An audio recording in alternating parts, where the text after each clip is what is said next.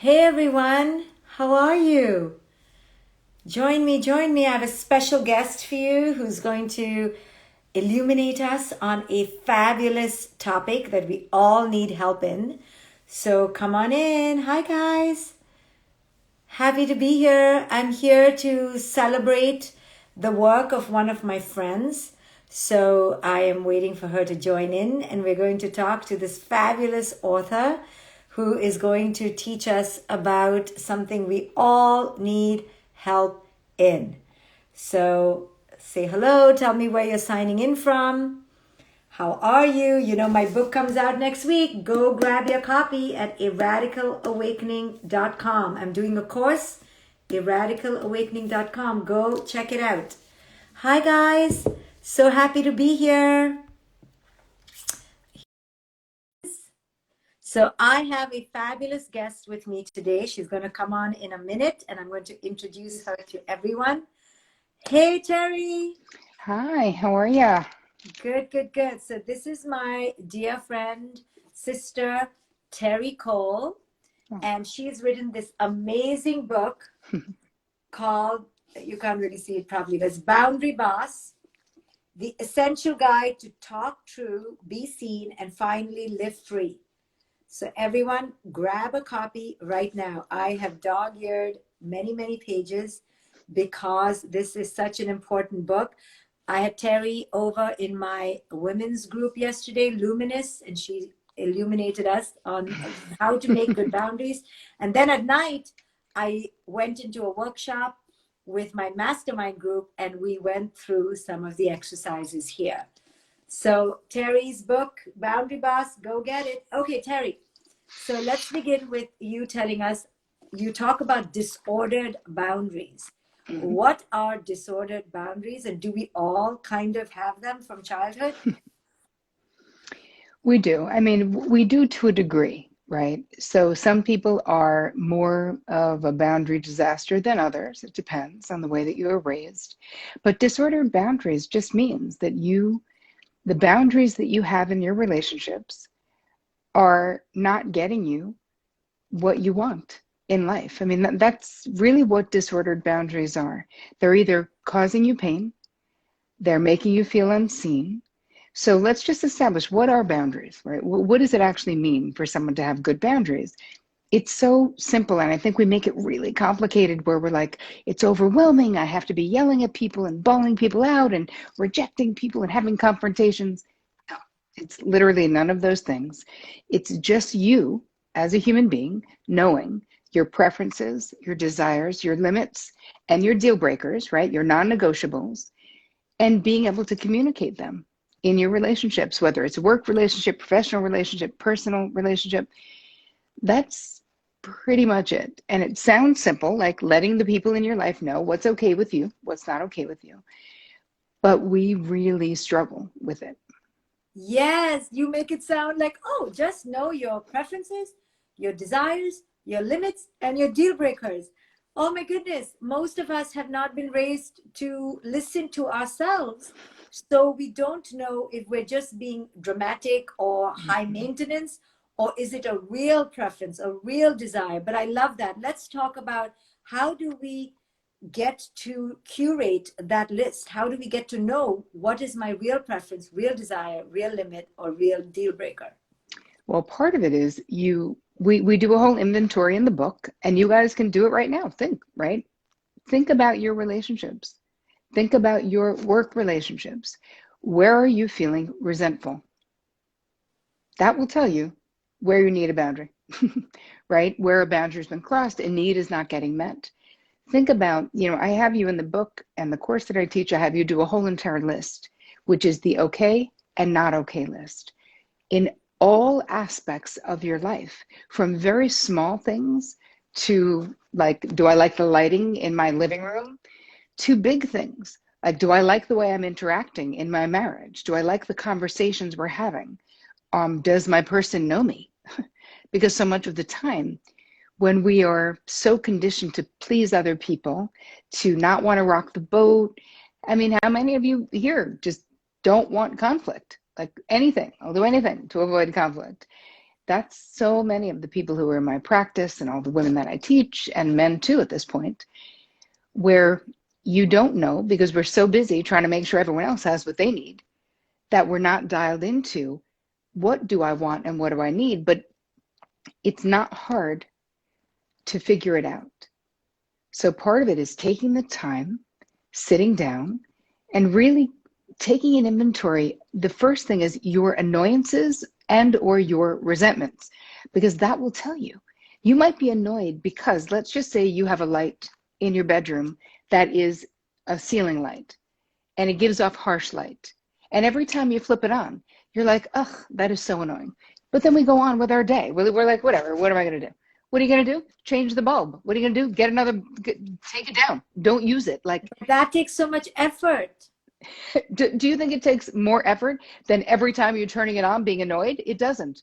Correct, but we don't realize that because we're not paying attention to how that complaining energy, we love to complain.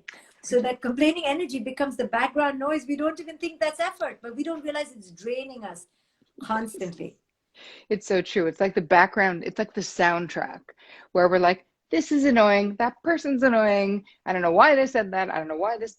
But really, when we stop doing that, right? When we stop normalizing being annoyed, because this also tells you something. If you are on the verge of being pissed off, like 80% of the time, where you're just waiting, it's like you're looking for something to be like, I cannot believe that person just cut me off. Like you're just primed to burst about something. That tells you something else is going on, right? Because you don't want to walk around either being highly annoyable, right? Judging the crap out of everyone. So much of this has to do with our lack of satisfaction, though.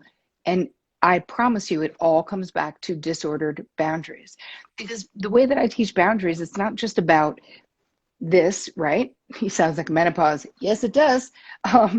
It's not just about this, like keeping people out. Healthy boundaries means that you can communicate what you want so that you're more satisfied in your relationships, even if people can't do it, right? Our sharing and our asking in relationships or at work or wherever is not just about getting what we want or a lever to control other people. Our own healing is in the asking and is in the sharing, even if the other person doesn't do it. It's not about them acquiescing. It's about us knowing who we are and being willing to negotiate for what we want. So someone said, so tell me how to stop doing the auto complaining. Okay, well, if you really want to stop, you have to become mindful. You have to put in effort because we are on automatic pilot, right? I mean, Shefali, we know this is a fact. We have neural pathways. We have very deeply ingrained grooves in our brain from repetitive actions. And even complaining, this shit is just mindless half the time, right? We're just used to it. It's just comfortable, you know? But it really, and there's nothing wrong with it if you don't care. If it doesn't bother you, if it doesn't create any pain for you. But the bottom line is, ask the people around you. Right. If you're a chronic complainer, oh my God, they don't want to be around you. They really don't. Yeah. It's a bummer. Right. So let's talk a little bit about when somebody wrote in the chat, so I want to highlight that. Sure. When people in the name of boundaries shut you out, it's like I've had this happen to me. They did the wrong there, and then they act like they need a boundary against you. And so I think people sometimes avoid reality and avoid truth in the name of, oh, that's just my boundary.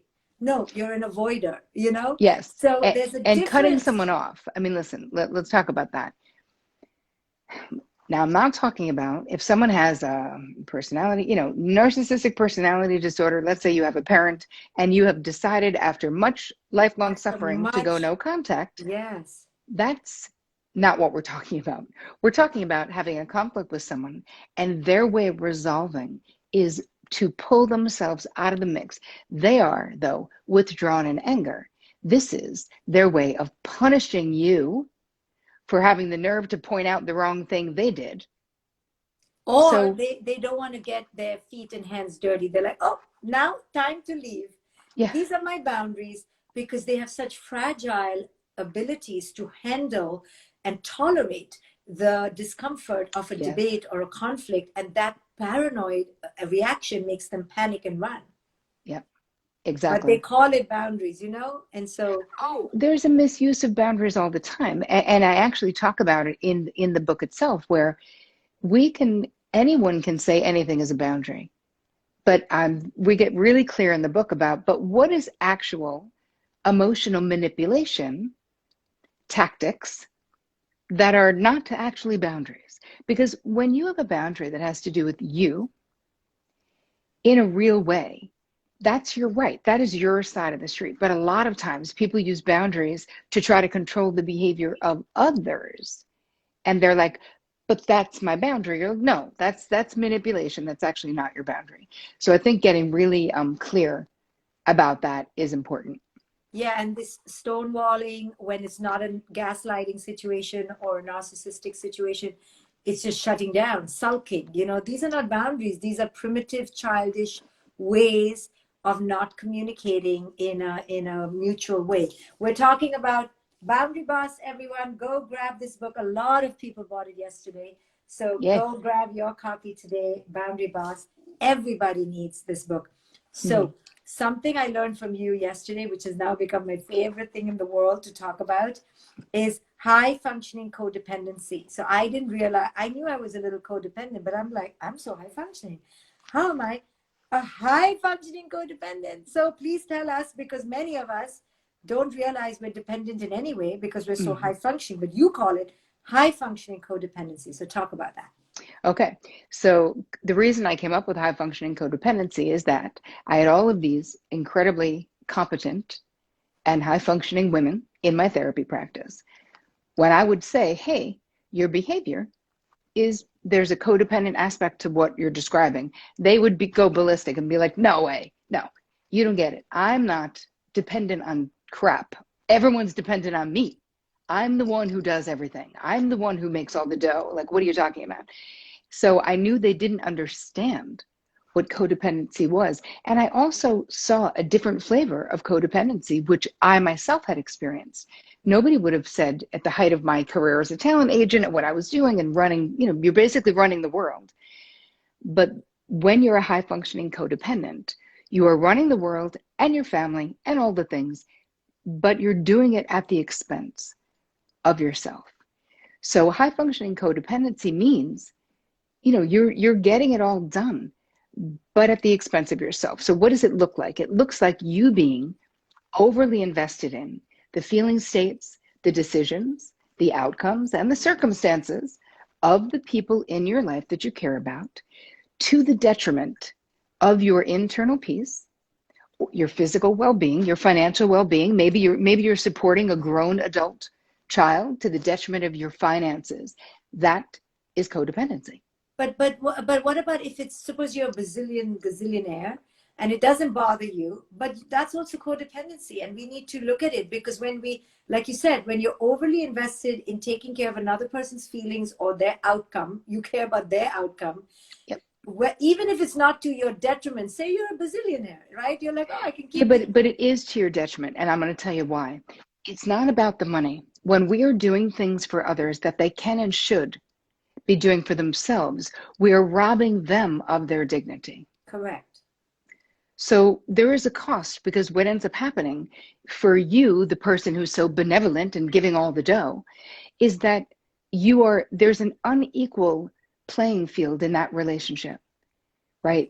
If you are the person who is giving money, now listen, some families with wealth can do this in a healthy way. I've seen it a few times, but the 99.9% of the time, it's a complete shit show, honestly. It's not done in a healthy way. It's used as a lever of control. It's covert control. It's like, yes, I'll pay for your $8,000 a month apartment, and then you will go on vacation with me when I want you to, and you will come to this thing, and you will play bridge with my friends, and you will whatever. So it's not free. So it's not about does it have to be bothering you? It's about, is it appropriate? Is it healthy? When we are infantilizing grown adults because we don't want to not parent, we still want to insert ourselves in the center of their life. That isn't healthy for them, for your relationship, right? Those are disordered relational boundaries right there. I love it. Before we go, last question. What is the difference, somebody asked, between being charitable? How do you know you're doing it out of genuine goodness? And you have a codependency problem. How do you know the difference? Well, if you are giving with equanimity and love, with no expectation, with no strings attached, with no like, I can't believe Betty after everything I did for her. You know, I gave her a used car. She should, if you feel like that person owes you because you did it, that is codependency. Because what is codependency? Covert and overt bid for control of the other person's life, that you think they're living wrong or you want to make them live better in some way, right? So if there's no strings attached, then you know it, because you don't feel any constriction. You don't feel owed. You don't feel like a martyr. If you feel owed and like a martyr and underappreciated, then you gave from a wrong place, and that's a codependent place, according to me. What if you give out of you started well, okay? I'm just asking for a friend. You started really good. You had good boundaries. Oh, I think I've answered my own question. So I was going to ask that, what if you just don't get appreciated? Oh, okay, Shefali, then you stop. Okay. Or, hey, no, if it's an important relationship though, Yes. I have different rules for different people though. Like, let's say it's your partner. Yes. And you don't feel appreciated, and you plan on being in a relationship with this person till the end of time. True. Then you say, hey, I want to let you know what I'm experiencing right now. I feel a little underappreciated about blah, blah, blah. And they may say, you know what, I'm sorry, you're right. I do appreciate it. I didn't say it. Or they may say, hey, I didn't ask you to do that. Because this is what really happens when we are codependent. We do all this crap that nobody asks us to do. And then we're like, where's my parade? Huh? But I swear they're asking. I know what you mean. I always hear, will you help me? And you're right. The big epiphany in my life was to realize, wait for the question mark. It sounds like a question. If there's no, can you please help me question mark, don't presume the question. But rescuers, saviors like me, or recovering saviors, think that they hear the question, because also out of a delusion of grandeur that I had, that I can do it all, but also my discomfort of letting them figure it out, you know? Exactly. And it's the most loving thing to do, to have faith that the people that you care about will figure it out. And it's very presumptuous to think that we know better than them. But, you know, we do it out of fear and love, but it is kind of presumptuous. Like, why do I think I got the answers for you, you know? Very, you know, I've literally had to train myself to go, I don't know. And train parents to say, I don't know. Good question. And stay in the question. You know, there's a whole technique. Stay in the question. Sit with the question. Yes. And one mother once said to me, oh, you just want me to be an idiot? I said, yes, we need to be idiots. Just whatever it takes for you not to jump in with an opinion, an answer, or a solution. Stay in the question. So the first thing is wait for the question. And even when you get the question, depending on the age of the person, especially if they're over 18, and definitely if they're in their 50s, we now let them sort through the question. Just because you ask a question doesn't mean you jump in either. No, I always say, when someone says to me, because people ask me what to do all the time, if they're actually in my real life, I go, well, let's start with, what do you think you should do? Yes. What does your gut say? Like, if you don't even think about it, like, go. Which way are you leaning? Yes. Become a better conversationalist and a better listener, instead of zeroing in on me and my expertise, because I know what you should do. We're literally saying, expanding, like, so let's talk about it. What are your thoughts about it? That is love. We're not trying to just fix because we're uncomfortable. We're actually exploring and having faith that it's their other person's life to figure out. But we're here if they're in pain, and we're here to support them and to say, I have faith that you're going to figure it out. Yeah, but that means we have to have such strong inner boundaries. Yes. Because we do know the answer. If we do. And it's so quick. It's so quick. You just did it, right? So especially therapists, coaches, Oh, yeah. part of our job is to hold back, because our job is not to give the answer. The job is to Nope. help the other. And this is very important for parents. We know the answer, but the job, we may know the answer. The job is for your kid, your client, your beloved to find their own inner power and resilience, that they have the discovery within them. Yes. And that's why Terry says that's the most loving thing you can do, which is show them you're awesome, you're amazing. But Yes. because we are missing wholeness, we're like, see, you need me. Look, you need me, right? And that's why it's so important to heal ourselves, because we use other people because of our need to be significant and important. And all disordered emotional boundaries right there. That's what we're talking about. Someone's asking where to get the book. Yes, you can get it in Australia, and you can go to boundarybossbook.com, boundarybossbook.com, and that'll tell you, because we have foreign sellers on there and whatever. So that'll tell you where to get it. But thank you, Shefali. I love you. I appreciate you. And you guys, thank you for caring. Get the book, get the book, get the book. It is so specific. Like, there's no mistaking. This is on boundaries from start to finish. It has one more amazing thing in there called secondary gain that we couldn't get into. Oh, delicious. The whole book is practical. It's real. It's for every human, especially women who need to learn this desperately. So thank you for doing the work you do. Terry also is a private coach, a private therapist. She does workshops. She does classes. Where can they go to find that stuff, Terry? Go to terrycole.com. Okay, actually, I have a boundary course that just started right now. Take her boundary course, everyone. Okay, guys. Thank you, Terry. Thanks. Bye. Hope this was useful. Bye, you guys.